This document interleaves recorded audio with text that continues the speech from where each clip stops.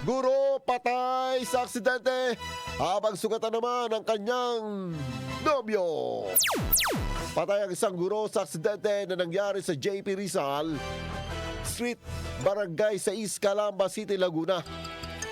Nangyari ang insidente ng 9:22 ng umaga ng linggo. Ang motorsiklo ay binabaybay ang nasabing lugar patungong crossing Barangay 1 ng Calamba City habang ang hatchback color white na minamaneho ni alias Jebson ay mula sa Barangay 4 at sinubukan pumasok sa JP Rizal Street patungong Lopez Haina.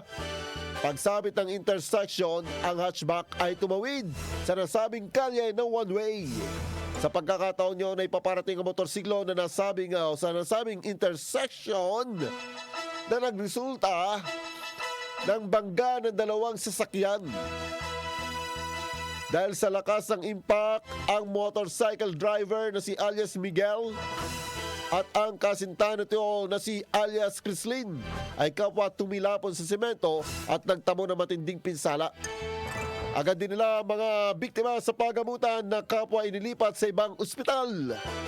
Batay sa medical certificate na inisyo sa biktimang si Crislin, ito ay nagtamo ng traumatic head injury at idineklarang namatay ng 6:45 ng umaga. Ang tsuper ng hatchback ay sasailalim umano sa alcohol test at maaaring makakasuhan ng reckless imprudence resulting in homicide, physical injuries, and damage to property.